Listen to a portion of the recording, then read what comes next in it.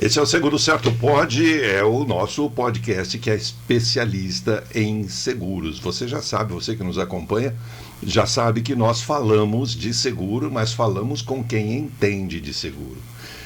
Você já parou para pensar qual é a sua percepção na contratação de seguros? O que é que você pensa sobre isso como consumidor, como contratante de seguros? O que é que você acha de contratar um seguro? Realmente você precisa de um seguro? Você acha que contratar seguro é jogar dinheiro fora? Você acha que contratar seguro é necessário? Qual é a sua percepção disso?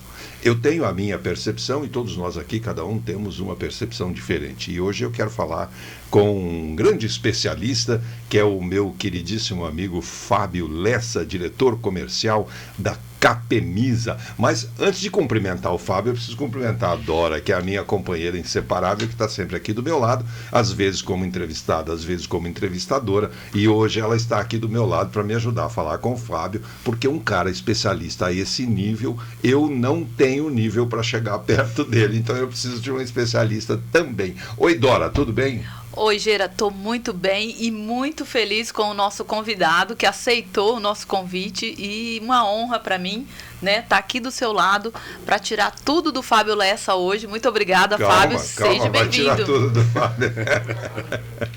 Esconde o cartão de crédito. Fábio, obrigado por ter aceito o convite nosso. Obrigado por estar aqui conosco. Vamos bater um papo bem interessante aqui a respeito da Capemisa. Olá, Gera, Dora, obrigado pelo convite, uma honra para mim poder estar aqui com vocês, falar sobre a percepção do brasileiro em relação ao seguro de vida, né? Como ele enxerga e quais são as motivações para ele adquirir um produto, né? E é um produto tão importante para a nossa sociedade, para o futuro das gerações, né? Então, muito feliz de estar aqui com você e aceitar o seu convite que me fez no último evento que fizemos em Araraquara. E uma honra para mim. Eu fiz algumas provocações aqui no começo e fui até absurdamente provocador quando eu disse: você acha que contratar seguro é jogar dinheiro fora?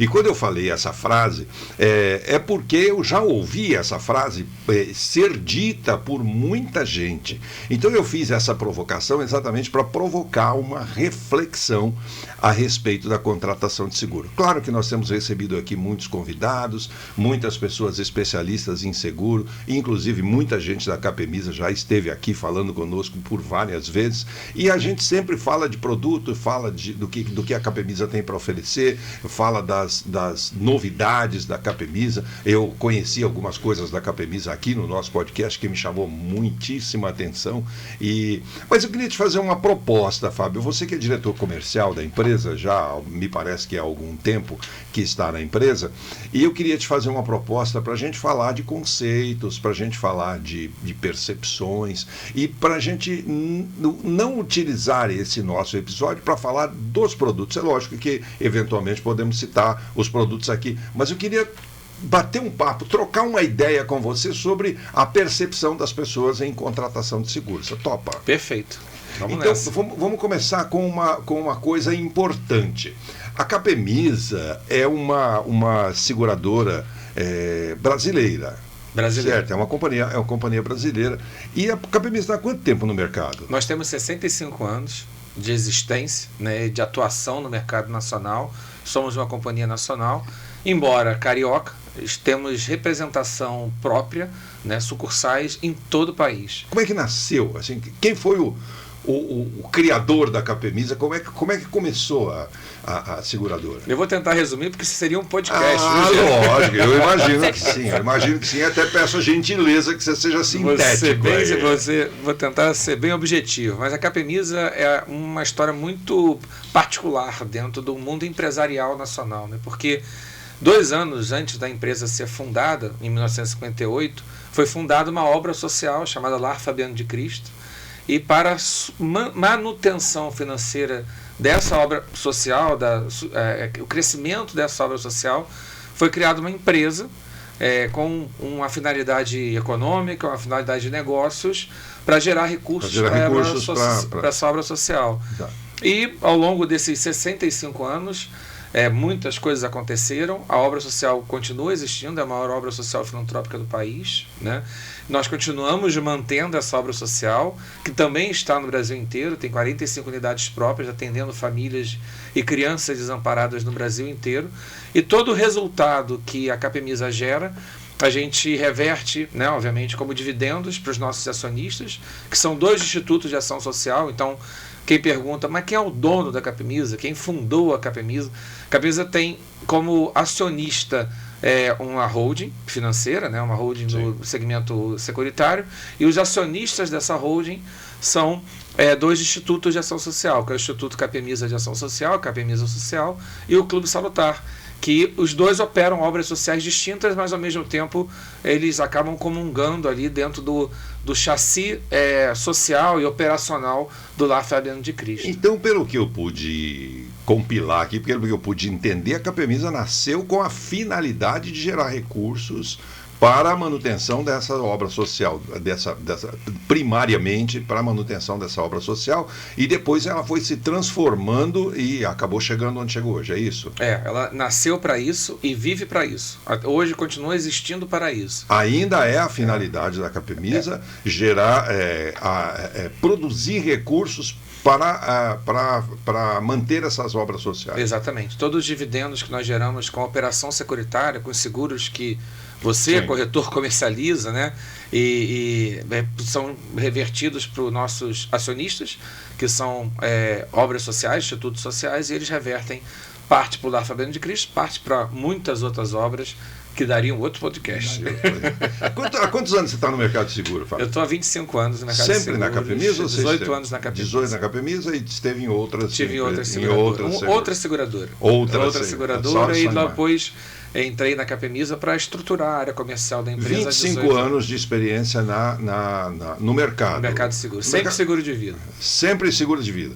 Me diga uma coisa, como é que você enxerga o mercado de seguros de vida hoje?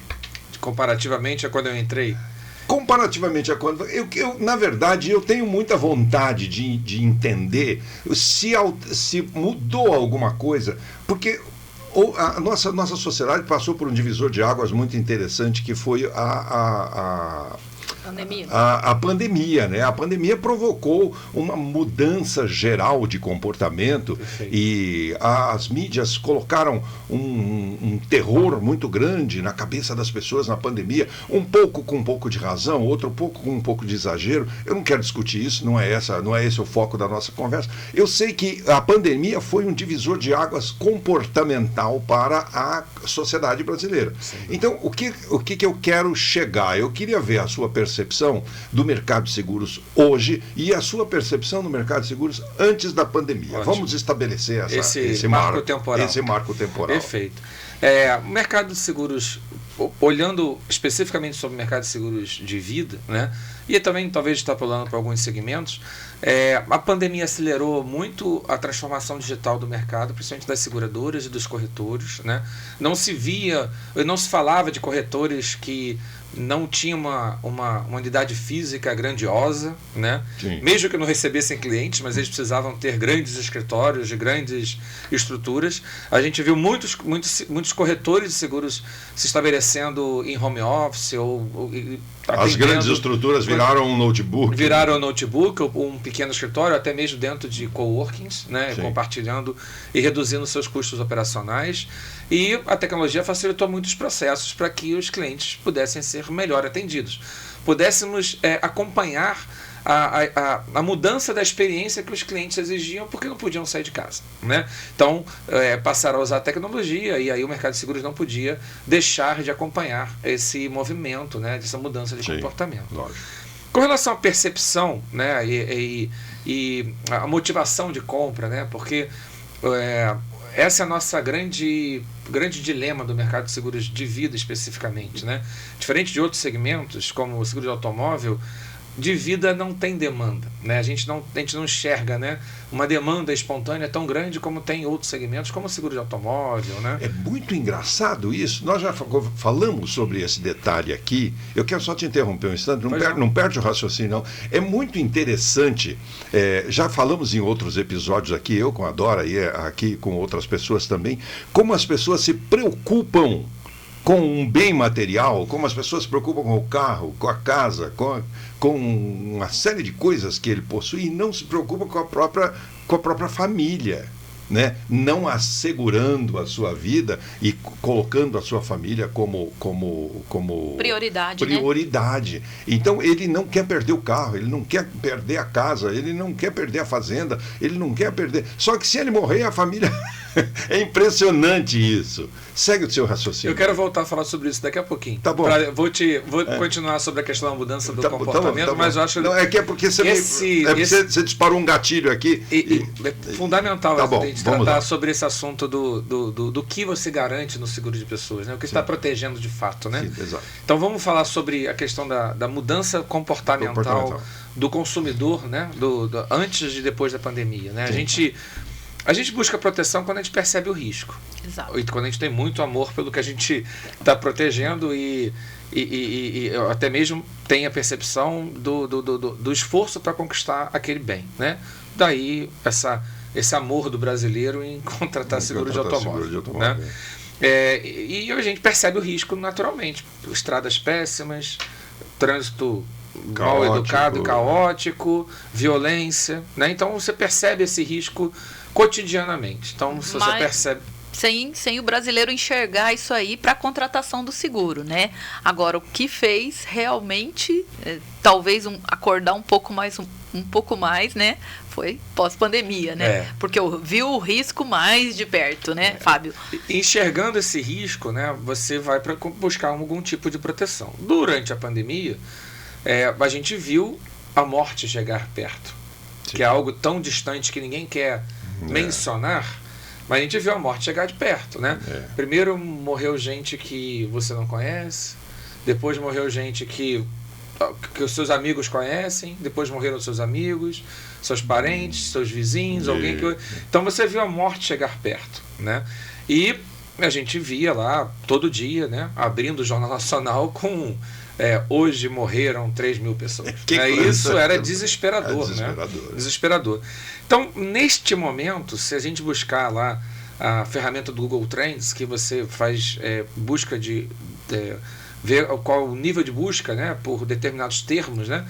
Se você buscar ali seguro de vida neste período, principalmente em 2021, que tivemos o maior índice de mortalidade da pandemia por conta da variante Ômicron, a gente vê que houve um crescimento gigantesco na busca por termo seguro de vida nas ferramentas do Google, né? Google, YouTube, né? Então você percebe realmente que houve uma preocupação maior da população, né?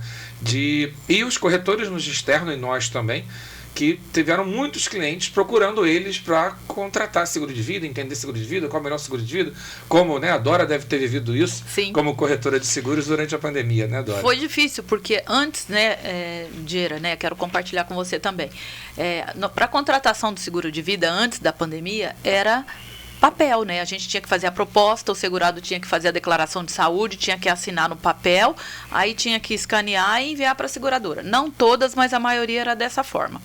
Quando veio a pandemia, que todo mundo foi trabalhar dentro de casa, todo mundo saiu dos escritórios, fechou, porque tinha que ficar em casa, e as pessoas passaram a pedir o seguro de vida para nós, a gente ficou desesperado, porque não podia encontrar a pessoa, não podia levar o papel. Foi onde ocorreu todas essas mudanças nas seguradoras, que passou a ser digital. E isso hoje está contribuindo muito, porque facilitou agora a contratação de seguro.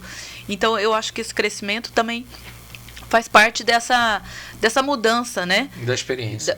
Dessa mudança e, claro, da experiência da pandemia. Mas agora o fato de ser mais digitalizado, mais informatizado a contratação do seguro de vida, para mim, corretora, ajudou muito a contratar mais seguros de vida. Um dos fatores, é claro. Uhum.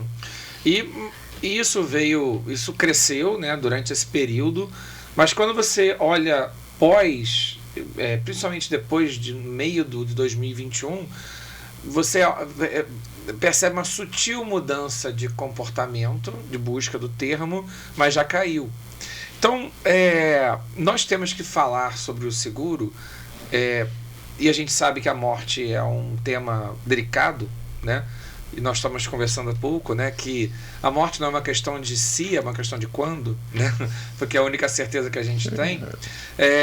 A gente tem que falar da morte de maneiras que o cliente entenda e perceba o benefício disso. Como nós estamos com a proposta de falar de percepções, você acha que a humanidade, a sociedade, o ser humano de maneira geral, é impulsionado a procurar proteções, como é um seguro de vida, por exemplo, a partir do medo de alguma coisa, a partir do medo de perder um patrimônio, do medo de perder a vida, do medo de perder alguma coisa. E você acha que o medo é um impulsionador para a aquisição desse tipo de garantia?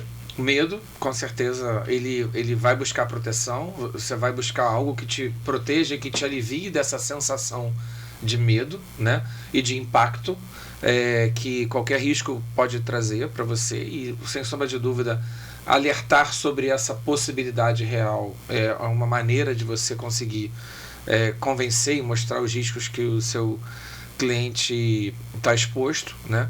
Mas existem outras maneiras de você também abordar o seguro de pessoas, né, que não cause tanto terror nessa relação com o cliente, né? Sim. Mas é interessante, claro que você como da parte de diretoria, né? Da parte comercial do seguro de vida em si, é interessante a gente até abordar esse raciocínio e essa reflexão aqui, porque muitas vezes você fica meio que sem ferramentas ou com dificuldade de encontrar ferramentas de abordagem para os supostos ou possíveis contratantes de seguro para falar de seguro de vida. Eu estou dando esse testemunho, estou falando isso até como testemunho, eu já até falei isso para a Dora aqui outras vezes, porque eu passei a conhecer bastante coisas sobre seguro a partir do momento que nós começamos a trabalhar com esse podcast e a Dora vem trazendo informações e eu comecei a mudar a minha maneira de pensar. Eu sou jornalista, não tenho nenhuma conexão com seguro. E eu tinha, na minha cabeça, eu nunca quis contratar um seguro de vida para mim, colocando como beneficiário a minha família, porque eu sempre achei que gastar dinheiro com seguro, eu preferia gastar dinheiro com a viagem, ao invés de gastar dinheiro com seguro. Eu já mudei essa minha maneira de pensar a partir das aulas que a Dora vem ministrando para mim aqui ao longo desse tempo, e a partir da percepção, a minha percepção mudou a partir das informações que eu recebi. Você não acha que a gente, com este podcast e com tantos outros podcasts e tantos outros serviços que existem no mercado hoje, no mercado de comunicação hoje, isso pode ajudar a alterar a percepção das pessoas? Isso pode gerar novas ferramentas para os corretores de seguro? Esse podcast aqui é uma prestação de serviço maravilhosa para a sociedade, né? Porque é uma doação de tempo para que a gente consiga debater e trazer uma mudança cultural em relação à percepção do brasileiro com relação ao seguro. A própria lei que vai entrar em vigor agora em 11 de dezembro de 2025, né, que é a 15040, que é a lei que regulamenta os contratos de seguros, ela muda o conceito de seguro de vida, que a gente chama seguro de vida, né, porque não deixa de ser uma crença limitante, né, porque o seguro não é de vida, é para a vida. É para a vida, exatamente. Então ele traz... Ninguém consegue assegurar a vida, né? E você estava falando, e eu queria pescar de novo naquela sua ideia do porquê que o brasileiro se preocupa em segurar um bem material e não se preocupa em dar proteção à sua família. Né? Da continuidade de renda e da capacidade dela subsistir, né, depois da falta de... E até assim mesmo, né, porque tem tantos tem tantas modalidades aí, tem tantas coisas no seguro que você pode contratar, que eu aprendi ao longo desses anos aqui. Exatamente, né? As coberturas que você recebe em vida, né? A Capemisa apresentou umas coisas aqui no nosso podcast que me chamou muita atenção, que é eu fazer um seguro para assegurar-me, assegurar a mim, enquanto vivo. Exatamente. Eu disse, mas, Dora, mas me diga uma coisa, eu vou fazer um seguro de vida e eu vou ser o beneficiário do meu seguro? De fato, tem alguns detalhes aí que você pode saber. Isso foi interessante. E é esse bem imaterial que nós temos que mirar e, de certa forma, colocar ele como algo tangível, e é esse bem material que você vai segurar, porque é esse bem que faz com que a gente realize todos os nossos sonhos. Né? Faz com que a gente adquira nosso bem material, que faz com que a gente sustente a educação dos nossos filhos, a alimentação dos nossos filhos, as viagens, né? Como você acabou de falar, que preferia viajar do que fazer seguro. Fazer as nossas viagens, que é a nossa renda. A nossa renda é o bem mais valioso que nós temos. E o seguro para a vida, seja para uma cobertura em vida ou uma cobertura pós-morte, ele cobre renda, ele cobre esse bem valioso, que eu tenho esse bem hoje enquanto presto o meu serviço para a Capemisa, presto serviço há 18 anos, né? E a Dora presta serviço aos seus clientes e ela tem a sua renda que através dos clientes, advinda das vendas, da operação de corretagem de seguros dela, né? E eu tenho a minha renda com os meus trabalhos de comunicação.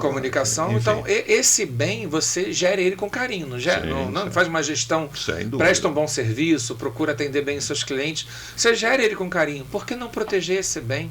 Esse ativo que você tem, que é a sua renda.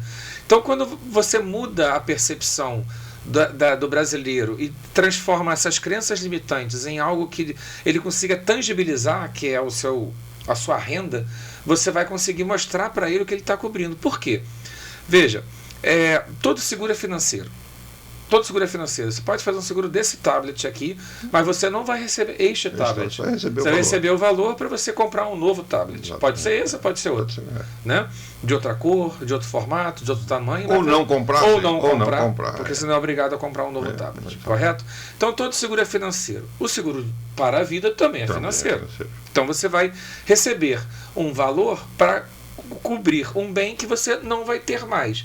E em que momento você não tem mais? Dora, uma corretora de seguros, uma empreendedora, se ela tiver algum acidente durante esse trajeto louco que é viver, né, e ela não poder mais estar à frente do seu negócio definitivamente ou temporariamente, ela vai prejudicar a sua família. E renda. E renda, é lógico. A renda. E renda. E sem a renda vai prejudicar a família. A sua família.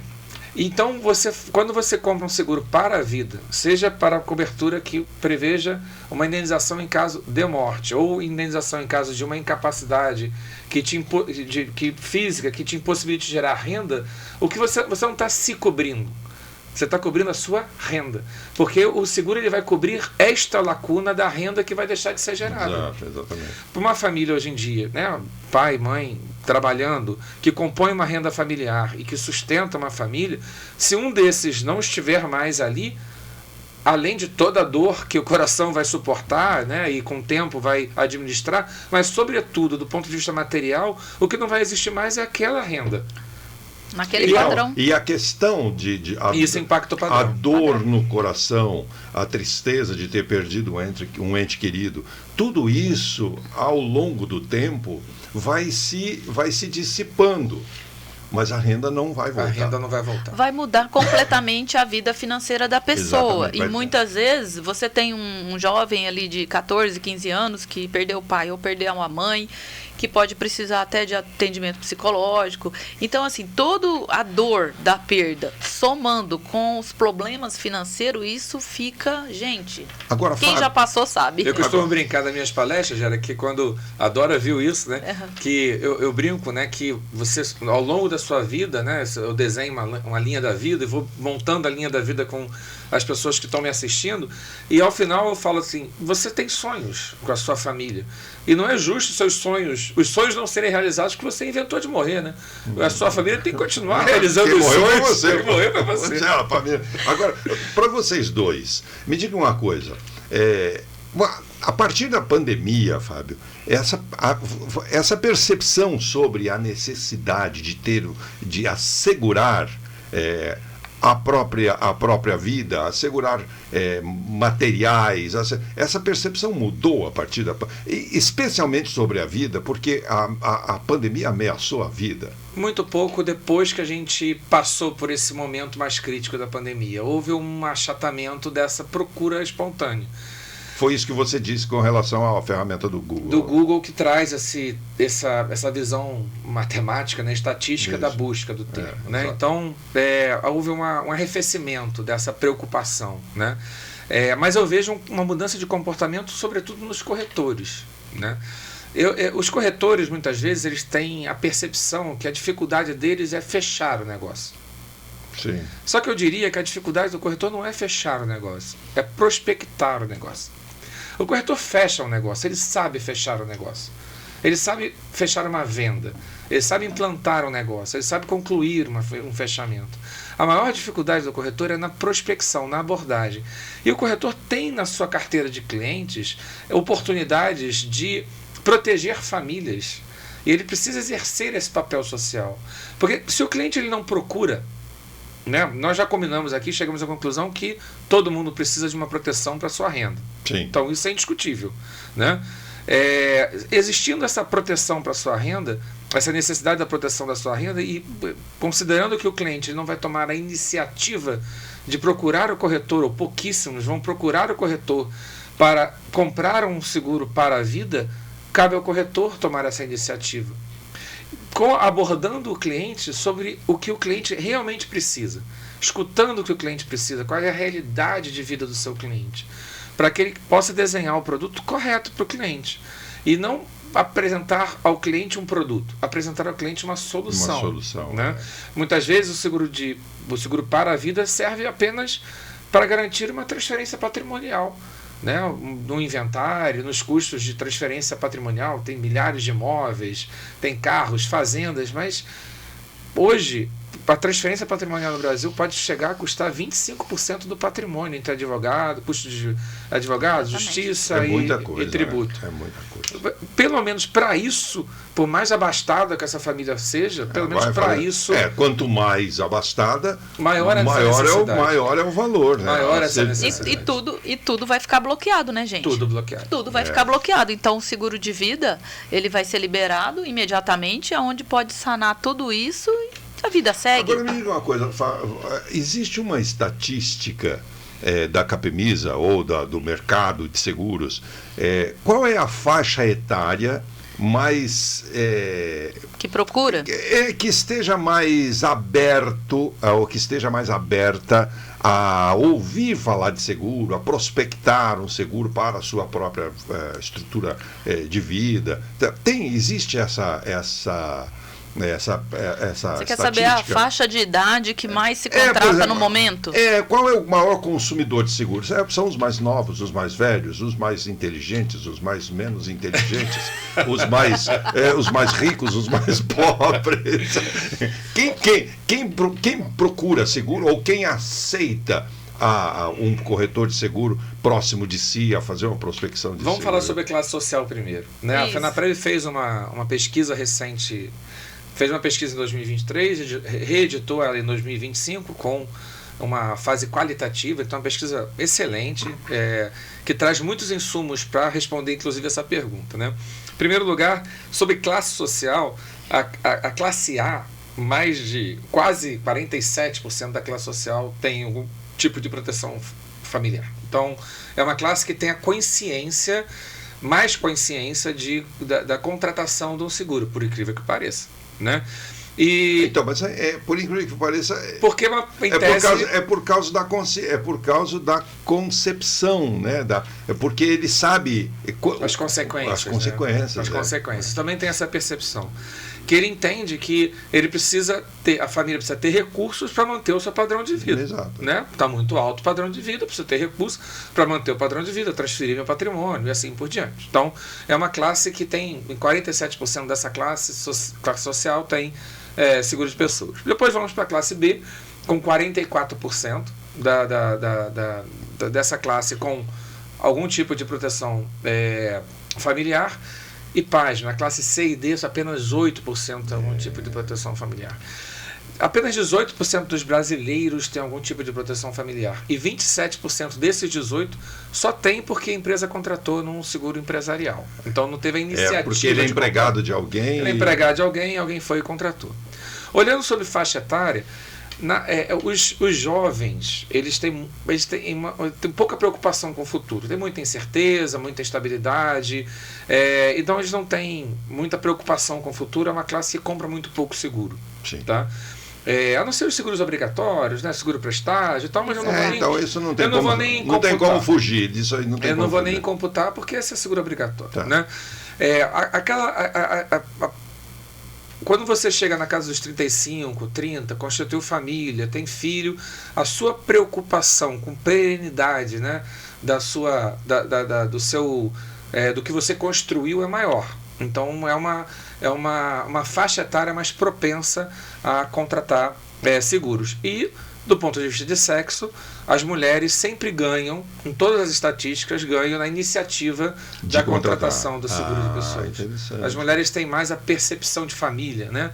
E de perenidade, né? E cuidados. Cuidados. Cuidados. Mais a percepção de cuidado, isso. e aí ela em todas as estatísticas, as mulheres sempre aparecem de mais de 50% em relação aos compradores muito de seguro. Interessante essa estatística. E outra coisa, hein? Os homens que contrataram o seguro de vida, com certeza foi As porque mulheres a mulher que pediu para fazer.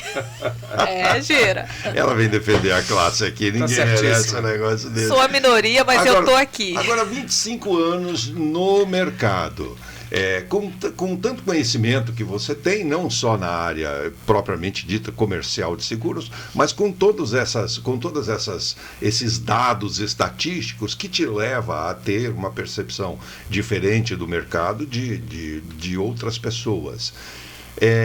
Por que as pessoas não contratam seguro? Algo que impeça a contratação de seguro, por exemplo, alguma pessoa está impedida de contratar seguros? Não, nenhuma pessoa está impedida. Tem produtos para todas as classes sociais e todas as idades e condições, né? Obviamente, você pressupõe que você vai contratar um seguro para a vida em boas condições de saúde, né? É a mesma coisa que você vai contratar um seguro para o seu carro. O seu carro tem que estar em bom estado. Lógico. Então, é porque a gente não faz essa analogia, né? A gente sabe que o nosso carro, se não estiver em boas condições de saúde, em boas condições, ou não estiver funcionando, né? Seguradora não pode vai ser que a seguradora nem queira, não vai aceitar, mas a vida também é a mesma coisa. Mesma coisa. Tem claro que ter você saúde. tem que estar em saúde para você contratar um seguro para quando você não tiver saúde, tiver algum problema, algum acidente que te necessite, né, gera a necessidade de você contratar, de você usar efetivamente esse seguro. Então, eu acho que existem muitas crenças limitantes em relação ao seguro. Você acha que isso é uma questão cultural? Tem muitas crenças limitantes. Acho que a própria nomenclatura do passado, a estrutura do passado, de falar seguro de vida, ele causa muita brincadeirinhas aversão. Que também já teve muito no passado. É muito cultural, a minha opinião. É muito cultural e acontece também, Gira, que as pessoas acham que o seguro de vida é caro. Eu ia chegar justamente nessa percepção dessa relação, né? Então, tem essa crença limitante de você achar que o seguro é só para morte, para vida, e morte eu não quero falar. E de você eu não vou usufruir disso, né? Porque eu não vou estar aqui, então pois não vou usufruir. Então, isso é uma coisa assim que eu penso até que precisa haver um trabalho de divulgação maior, porque eu mesmo só soube das possibilidades de usufruir de alguns itens de um seguro para a vida aqui no podcast. Eu aprendi aqui com o pessoal da Capemisa, inclusive, que veio aqui nos explicar, nos ensinar e tal, etc. E eu aprendi aqui, porque eu também não sabia que se eu fizesse um seguro de vida, que eu chamava de vida, e agora eu sei que é para a vida, eu poderia me beneficiar com isso em vida. Quer ver como é cultural, como a Dora disse? Os 3 principais fatores que fazem uma pessoa não contratar seguro de vida são percepção de caro, prioridade imediata e falta de conhecimento. Então é cultural. Sim. Só que esses três motivos, né, essas 3 causas que fazem uma pessoa não contratar um seguro de pessoas, resolvê-las está na mão do corretor de seguros. Está na mão do corretor de seguros. Em divulgar. Na habilidade dele. Em transformar essas crenças limitantes em solução. Mudar a cultura do seguro no Brasil é a função do corretor de seguros. Porque está na nossa mão. Exatamente. Entendeu? Porque dentro do seguro de vida, que é para a vida, né, Gera? O Gera agora está totalmente informado, afinado. Você tem as outras coberturas que você recebe em vida, como o diagnóstico de doenças graves, o afastamento, se você se machucou, se você quebrou o pé ou se você ficou doente, que vai te ressarcir sua renda. Despesas médicas, quer dizer, tem uma série de coberturas dentro desse seguro e você também pode contratá-las separadamente. Então, assim, é a função do corretor de seguros mostrar para todo mundo que não é caro, quebrar essa ideia, que não é caro e que pode se encaixar dentro da renda de todo mundo. Sabe de uma coisa que eu fico pensando, que hoje, por exemplo, é muito comum, antigamente não tinha tanto isso, é muito comum haver um planejamento financeiro, as pessoas se planejarem, pegar o salário e dividir esse salário, enfim, fazer um planejamento com aquela renda que é o grande patrimônio da pessoa, que é como você já fez esse comentário. Então, contratar um seguro poderia ser visto como um planejamento financeiro, não é? Sem sombra de dúvida. Quando a gente olha essa mesma pesquisa, a gente vê que tem resultados, dentro dos resultados, quando a gente fala sobre planejamento financeiro, um dos principais motivos, quando você pergunta para os brasileiros se eles se planejam financeiramente, e 84% dos entrevistados disseram que se planejam financeiramente, eles dizem que o que eles fazem para se planejar é trabalhar. Olha. Então, trabalhar, eles acham que é planejamento financeiro. E aí que é mais um motivo e mais um bom gancho para contratar um seguro de pessoas, porque se trabalhar planejamento financeiro, você tem que proteger a sua capacidade de gerar renda com o trabalho. E se você não puder mais trabalhar, acabou o seu planejamento financeiro. Acabou o seu planejamento financeiro e conseguiu ter um problema, porque a renda não vai ter mais. Não vai ter mais. Agora, como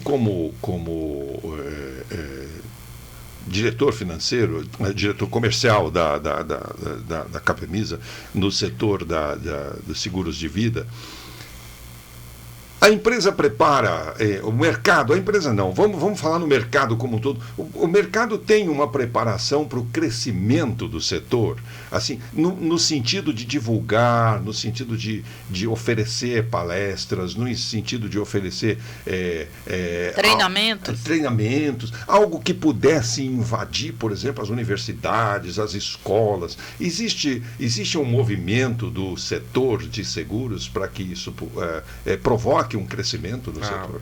A CNSEG faz um trabalho muito, muito bom, né, na divulgação do setor de seguros. Nós temos o PDMS, que é o Plano de Desenvolvimento do Mercado de Seguros, que visa 2030 trazer um grande crescimento, liderado pelo presidente Diogo Oliveira, feito um trabalho maravilhoso na CNSEG, e a gente vê uma mudança de postura na CNSEG em levar para as políticas públicas a matéria do seguro. A gente vê a ANS também transformando e modernizando seus cursos, né, e suas formações de corretores de seguros, trazendo inclusive uma visão comercial para o corretor de seguros, e eu acho isso fantástico, porque se ensina muito técnica para o corretor do ponto de vista operacional, mas ensina pouca técnica comercial para o corretor de seguros. Eu acho que a ANS está se empoderando disso e trazendo essa visão ao corretor de seguros. As seguradoras oferecem treinamentos técnicos de produtos ou mesmo de vendas. No caso da Capemisa, especificamente, a parte técnica de produto nós tratamos no dia a dia com os nossos corretores, né? A nossa equipe comercial extremamente qualificada, vocês já ouviram aqui, né? Já participou do podcast o Paulo, nosso superintendente regional, o Romildo, gerente aqui de Ribeirão Preto, a Grazi, né? Executiva de Ribeirão Preto.